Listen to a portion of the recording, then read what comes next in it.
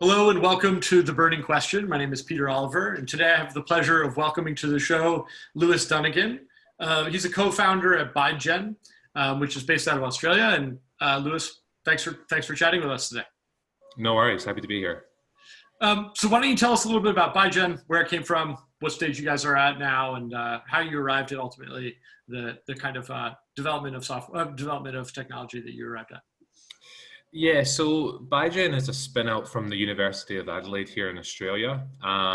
It was co-founded by two PhD students who were doing chemical engineering and their supervisor back in late 2017.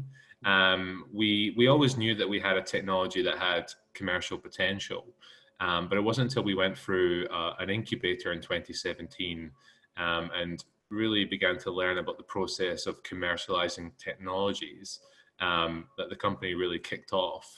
So early 2018, we managed to raise some funding from the Australian government, and we used this money to build a pilot plant here in Adelaide, which we still use to this day, basically to validate the technology at scale, as well as start sending out activated carbon to customers.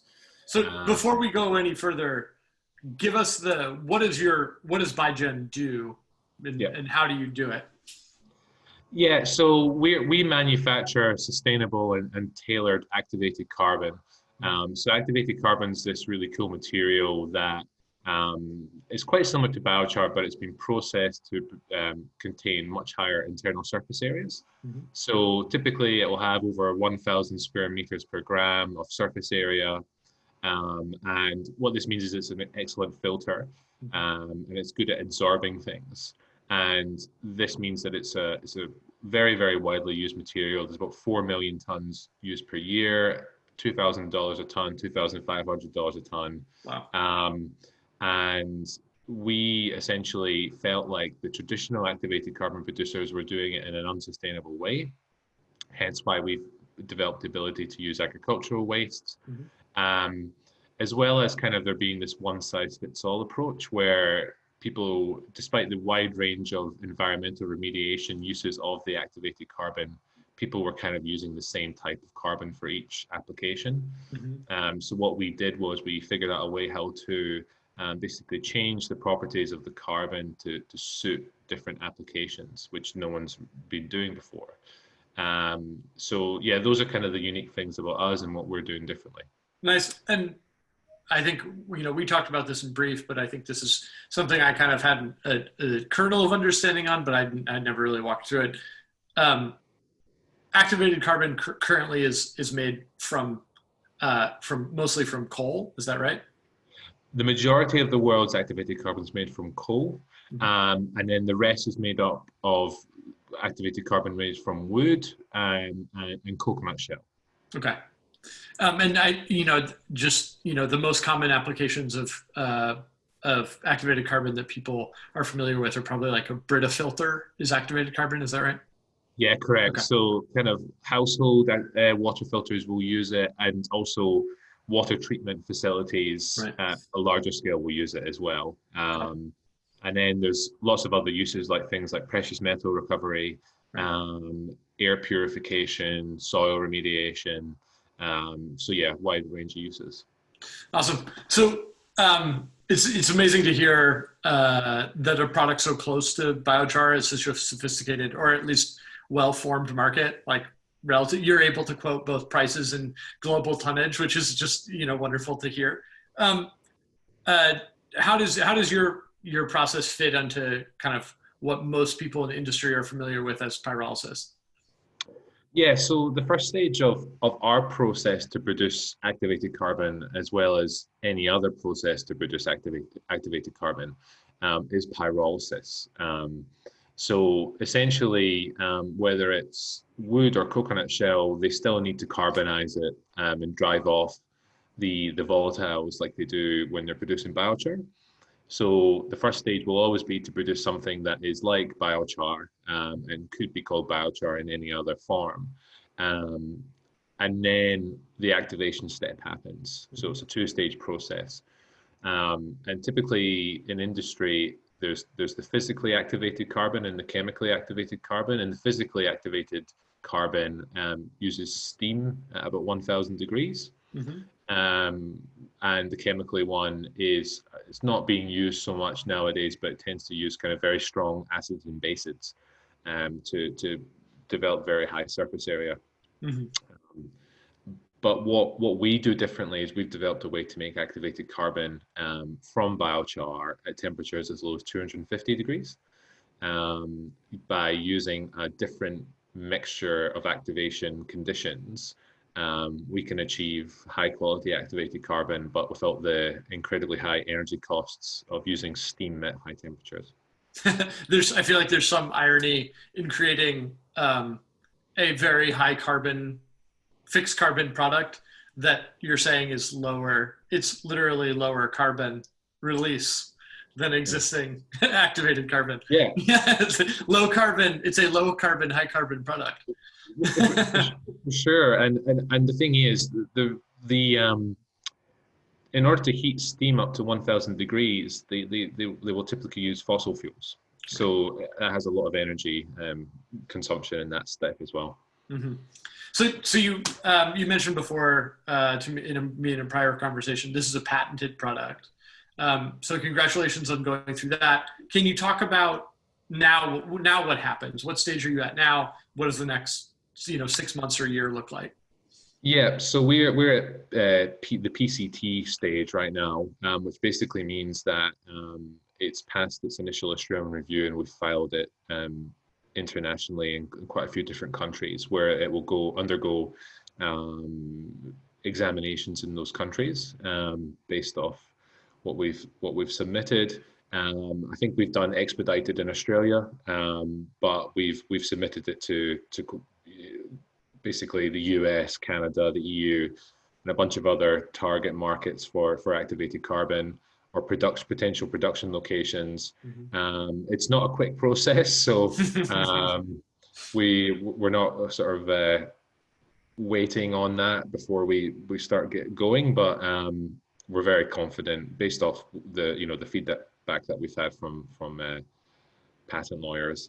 We're very confident that we have prior art here. Yeah. So tell me about the company growth.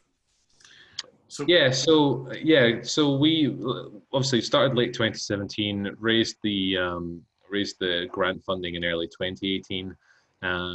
Basically, that has been used to employ both myself and my co-founder Ben on a full-time basis for 2 years, as well as build the pilot plant. We basically wanted to establish commercial traction with that pilot plant by sending out samples to customers in the markets where we felt like we could get the most traction, which is typically environmental remediation. And what we've recently done is we've completed a $1.2 million raise. We're very happy to be finishing that up. Everything should be completely finalized very shortly. And with that, we will be trying to achieve two things. So the first one, obviously, we will be expanding our team because the company is outgrowing kind of the two co-founders now. But we want to get to a point where the next step is a full-scale activated carbon plant here in Australia. And basically, the two ways that we can get there are either to, in the next sort of 6 to 9 months, achieve offtake agreements for the activated carbon that's produced from a full-scale plant, which will justify the financing of that facility. Very difficult to finance a full-scale facility without having basically offtake agreements in place. So that's really top priority for us. The other one is we're working with quite a few companies around licensing the technology to be used to produce at scale. And typically these are other companies who are already doing pyrolysis or are companies who have access to a lot of waste biomass. And either one of these routes are how we envision us getting to a full-scale facility. And really that's the next step in the company's projections. Yeah. So talk about who can use this. obviously you guys are going to be, building out the pilot plant, and maybe that's the next 2 years, but, in 3 years, are you going to be the ones who want to, own and operate facilities and, do the whole thing? Are you at some point going to be buying biochar or working with people that make biochar? How do you guys think about it? Yeah, so we view our company as in the future going towards a mixture of self-managed production and licensing to companies who want to use the technology, especially in markets that we aren't necessarily going to be able to access quickly. Mm-hmm.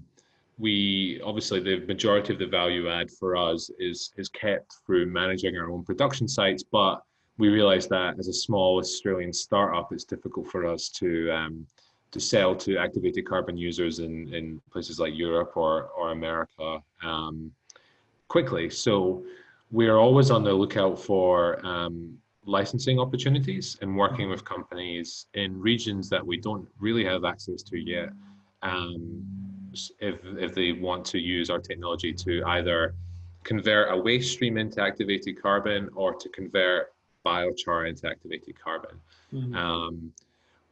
We have some technical requirements around biochar production, which means that some are suitable and some are not.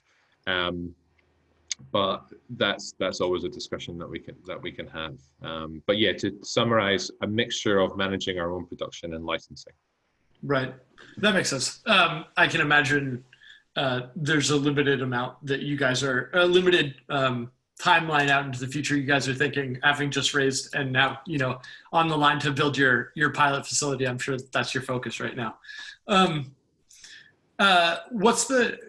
think one of the things that has plagued the biochar market up until this point, and hopefully, with carbon credits, we'll see that fall away some, but is how do you make enough money to produce at scale? How do you guys think about this? Is this something that, more people should be thinking about? I mean, should more pyrolysis, people who have pyrolysis, be producing activated carbon? Or is there is that market growing? Is that a place where people can grow and possibly, have more of a kind of cash crop that goes along with a lot of the stuff that they're doing with pyrolysis? For sure, I would definitely say so.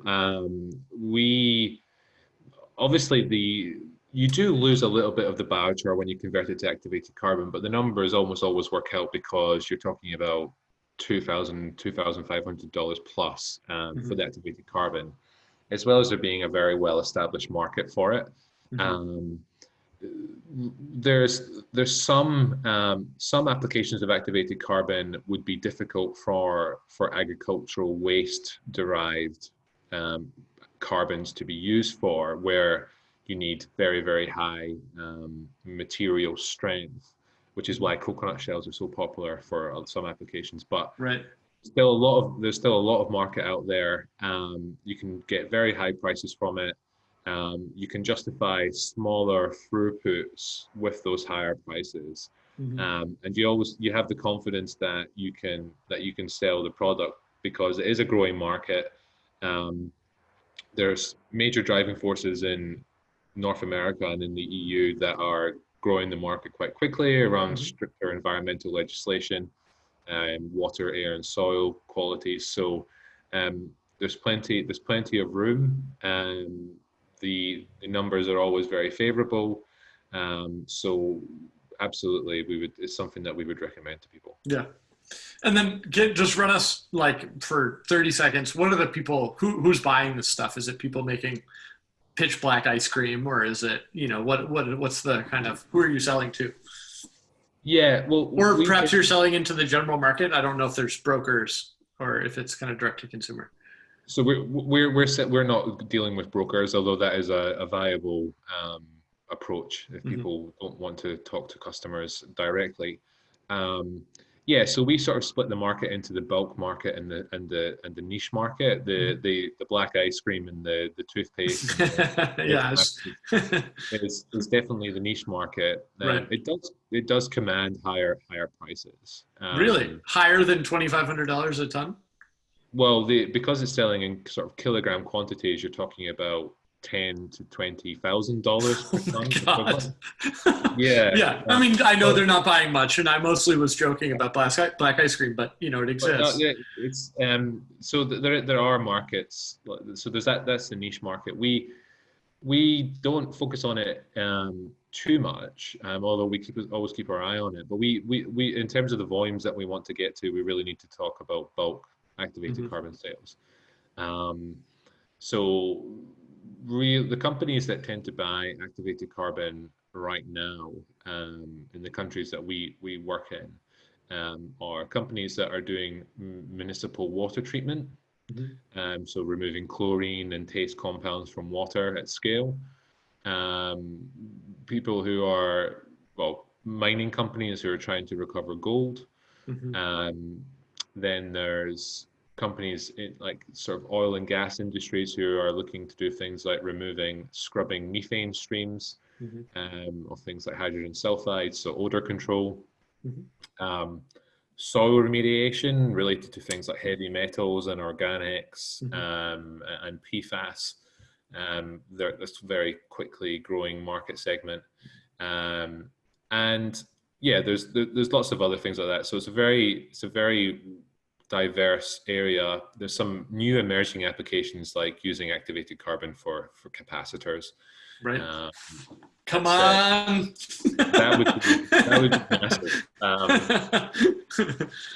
But it's something that again we're keeping our eye on. But the Yeah. pragmatists and us are sort of focusing on the more well established ones. Right. Well, great. So, I want, there's still to be interesting new stuff for people who are interested in your company to follow up on. So why don't we end with this? You've just raised money. What's the big next, like when should we check back in with you? And what's the next big rock that you're trying to move? Yeah, so we're hoping that in the next sort of hopefully within 9 months, we'll have secured offtake agreements or a major licensing deal that will justify our Series A raise next Mm-hmm. year. Cool. So we would be hoping that this time next year we'll be, touch wood, hopefully completed a Series A, but at least in the process of, given how long capital raises take, at least into the process of raising that money. So. Yeah, we've got a lot of stuff to do on our end around the offtake agreements and working with customers and making sure that we can actually that we have customers lined up for those large volumes before we start producing. Mm-hmm. But yeah, hopefully the next major news thing will be that we've ticked all those boxes and we've managed to complete a Series A and we're breaking the ground on a new full scale activated carbon plant. That would be fun. Yeah. Well, so I look forward to talking with you then. But until then, where should people find you, and how should people get in touch with you if they're interested in either being a client or investor or just following up? Yeah, so obviously happy for people to email me, and we're quite active on LinkedIn as well. We do have a Facebook account as well, but we do most of our online presence on LinkedIn. So Great. happy for people to reach out through email or LinkedIn. Okay, great. And the website is bygen, so bygen.com.au. Correct. All right. Well, thanks so much for joining us today. Do you have anything to plug before we head out? No, I basically I think I've done my plug for activated carbon. Great. So yeah, exactly. More activated carbon. Exactly. Yeah. All right. Well, thanks, Lewis. Appreciate the time. All right. Cheers. Thanks. Bye.